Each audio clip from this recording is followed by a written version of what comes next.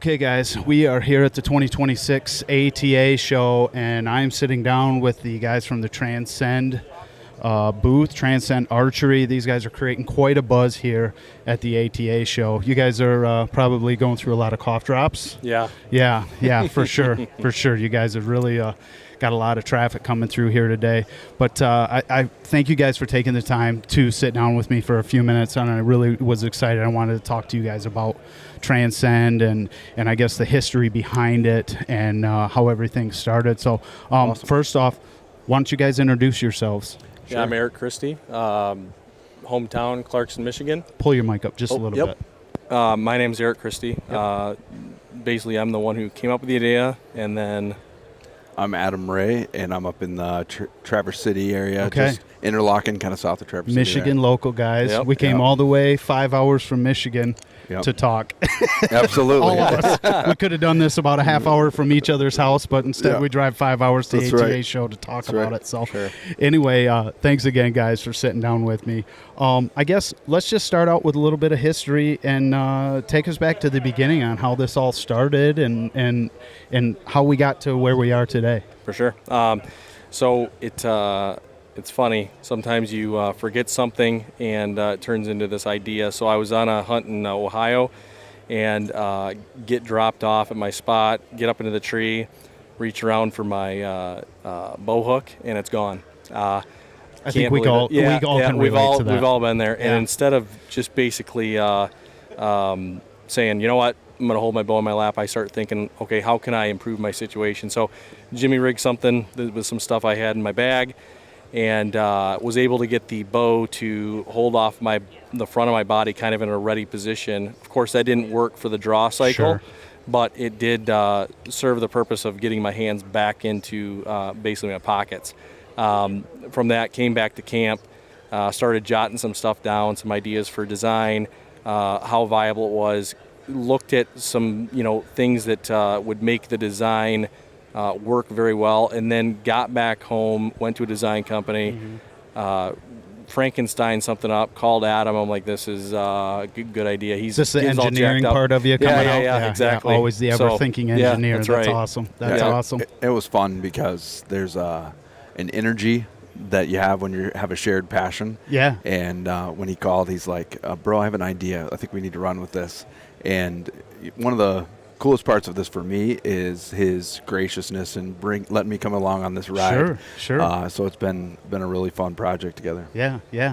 It's awesome that something as simple as the skyhook, who, I mean, really, anybody could probably, you can make it. Yeah. It's just coming up with that idea and thinking, man, I think we've got something here. Yeah, no doubt. And it was one of those ideas that we definitely knew, okay, this is that idea that we go through when we patent it and at least protect ourselves from the mass produce. Yeah, of course you can do that. But the other thing to protect us from that was getting to market at a price point that was the cost of a hunting arrow. I think that's the biggest part about what you guys have done is you've made this extremely affordable. So you don't limit the buyer. Yep. And I mean, it also then you're confronted of, okay, if it was $100, yeah, maybe I'll try and make it. $45, why? Yep. Right. Exactly. So that was the big thing. Yep. Yeah, that's incredible. And so I guess talk me through kind of the process on how long it took to get to where we're at today with it. Yeah. So it's crazy on a simple product how many iterations it took. Yeah. It took 8 different ones through testing, and I guess from the Frankenstein, which was just literally 2 pieces of plastic screwed together with some rubber in it, to one that's similar to today, but then the material changes. How were we going to get it where there was no failures of screws getting loose because it ships flat? To the rubber in the skyhook itself being texturized, and then the correct density of rubber, and then that rubber is not an adhesion product where it can heat up in the heat or in the cold. It could basically, that adhesive could come free. It's actually post-injected, and then it comes through the holes in the front of it and then mushroom around it, so it's actually like a fixed portion of the skyhook. Right. Obviously the video is going to show what it is, but explain to the listeners, the people that don't aren't seeing this, what we're actually talking about with a sky hook. As far as sorry. Yeah. As far as like explain what it is, how it works. Oh, sure. Oh, absolutely. Sorry. Yeah. How sorry, I'm dumb. No, that's okay. Yeah, brain fried. So basically, how it works is I'll stand up here so you can catch on camera. Yep, but for sure.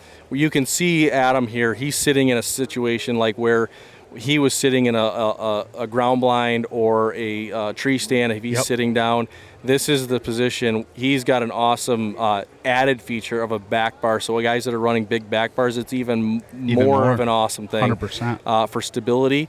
But even if you're not, you will find a position that is like just rock solid. Now, if I'm standing in the non-singularity of this product is basically where you don't start thinking about it from just a hunting perspective. It's as soon as you touch your bow coming out of your truck or camp, anytime you might need two hands. Your buddy texts you, your phone's going off in your pocket and you need to respond. Basically, I just go straight in and I lock in, and now I can get anything out I want. Yep. And then, I mean, if I'm in the open woods or if I'm crossing and I see some deer or something moving, elk moving, I can get up with glasses, I can glass, and I completely have hands free. My cam's not in the ground on a bipod. And then the beauty of this thing is that if I have animals coming in, I can, if it's cold out, I can have my hands on heat watching them.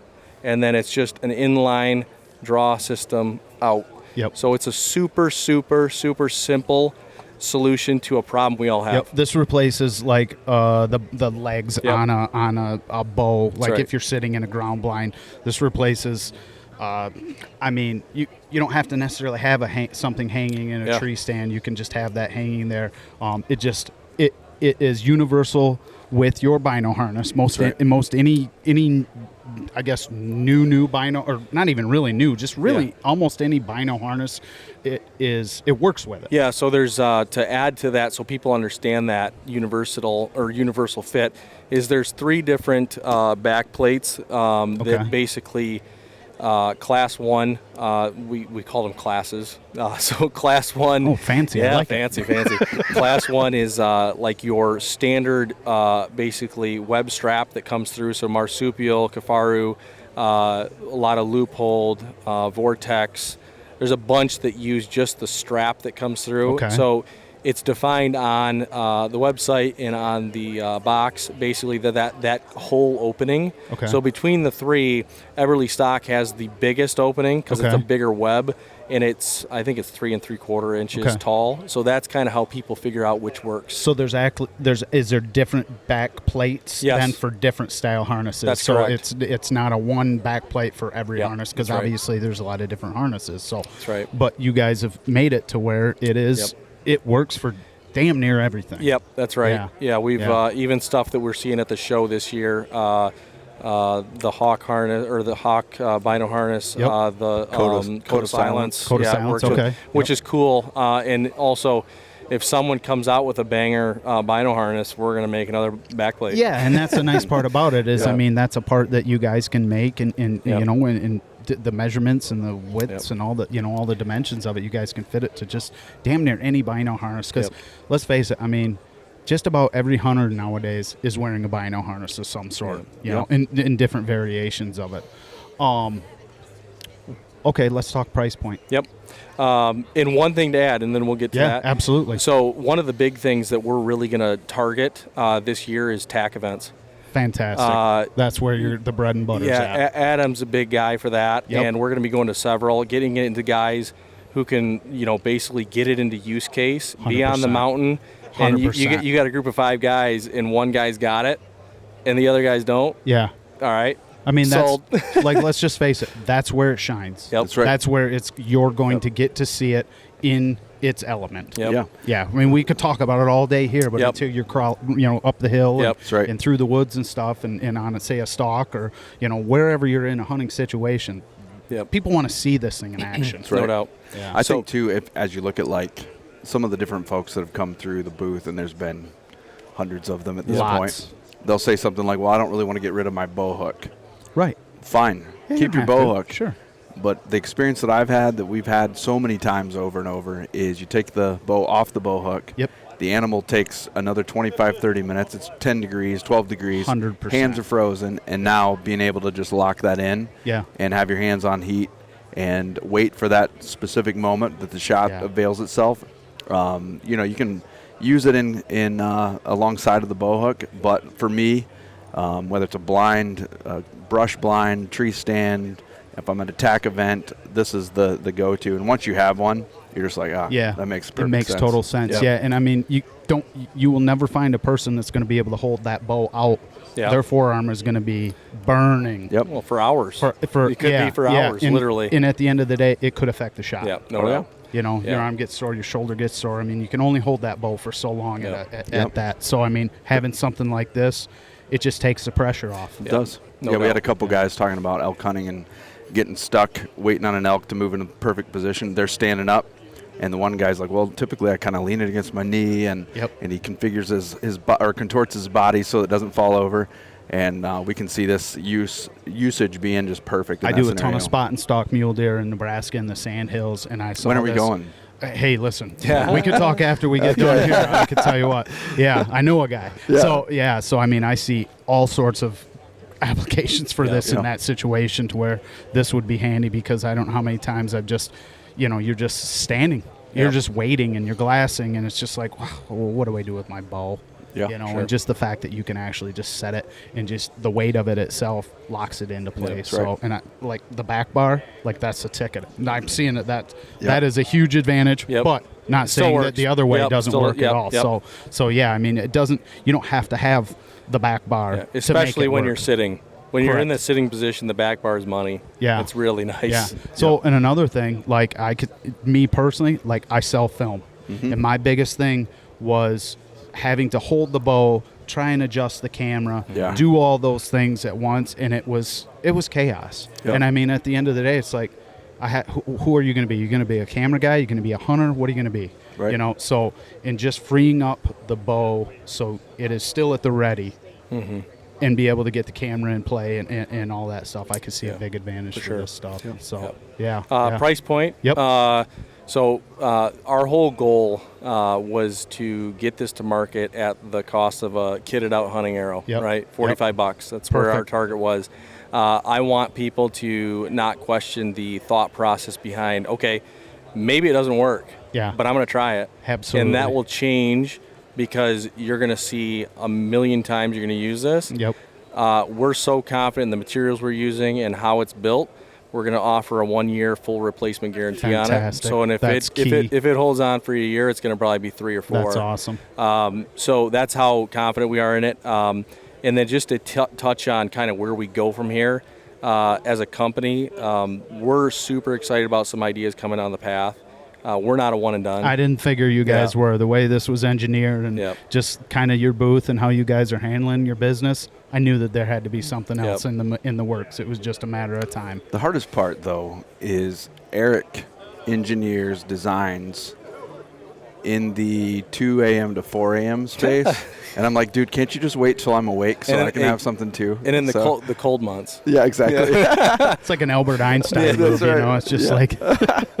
we were shooting some of the B-roll film for our loop video, and it's like 13 degrees. I said everything else from this point on releases in the spring. 100%. Yeah. Keeping your hands warm, keeping your hands free, like that's just a part of it. Yeah, I mean, and I was over talking at the Nukem Blind guys, because I took it over there because I love their product, and I was like, guys, this for turkey.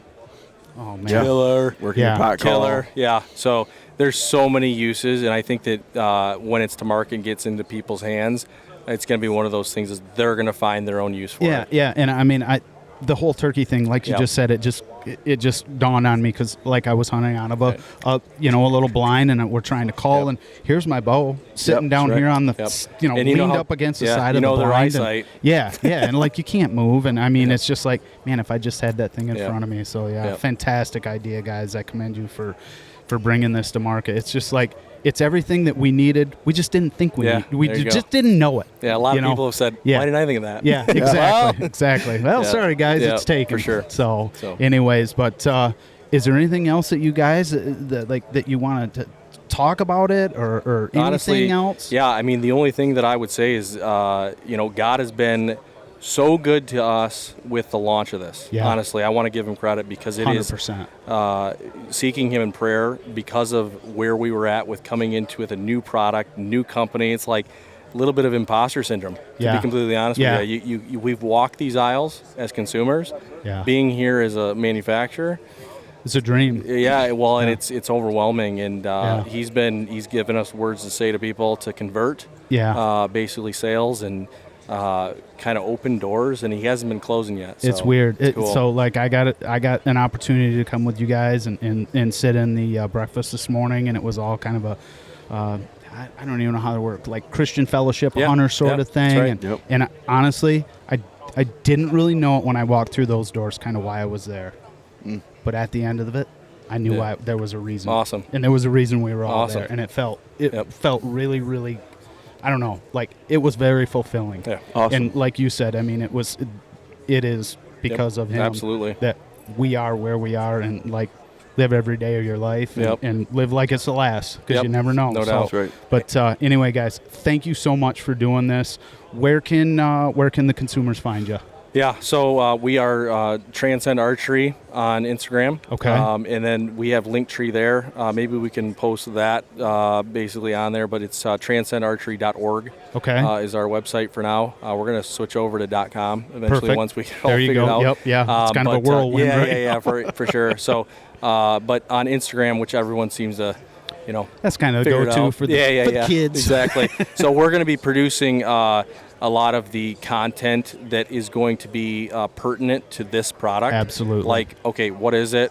How do I engage it? Like little things that might, be questions. Yeah. People want to see it in action. Yep. Like that's what's going to sell it. And like you guys said, taking it to the TAC events, that's really going to be a huge for sure. key opportunity for people to really get their hands on it, give it a go. And so right now, I guess, is it just an online thing, right? You can go to transcendarchery.com, So the store, I guess. Yep. So we got links there for our website. It's a pre-order right now.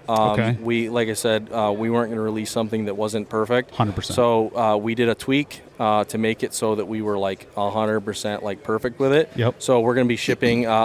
Just to be safe, I would say it's going to be early April, which gives us tons of time to get ready for season. Yeah, absolutely. Since like 15 minutes, and you're going to be locked in and figure it out.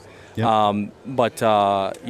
Is there a learning curve to it? Let me ask you that. Like I said, about 15 minutes. Yeah. So I literally told several people today, put it on, grab your bow, figure out where it is on the string it sets, and then within 15 minutes, I would say, like, shoot some arrows, put it on, take it off, put it on, take it off. You got it. Okay. Yeah, I think the most difficult part of it is remembering that you have it. Yeah. 100%. So I'll find myself, at first, I find myself with the bow tucked between my legs or whatever. Yep. And then you remember you have it. And no wear and tear on the string? No. No. Now, for my bow, I've got a couple 100 hours in this unit. Yep. And it's been in and out, in and out, in and out. You can just barely start to see it. Sure. Have an effect on the nothing string. A little bit of string wax Correct. can't take care of. Yeah, It probably right. dries the string out Yeah, just and a little bit. I think for the average hunter, he's never even going to notice or see any difference in his string. For sure. I think you guys are going to have a very, very successful year. I wish you the best of luck. Thank you so you guys much for taking the time. Yeah, No, appreciate thank you. guys. Appreciate it. Thank you so much. Thank you. Appreciate it. Look, I can shake his hand. Yeah, that's That's great. right. There we go. All right, guys. Thank you so much. Thank you. All right, guys. That's another episode of the Mic'd Up Outdoor Podcast here at the ATA show. And we are signing out on this one. Thanks for listening.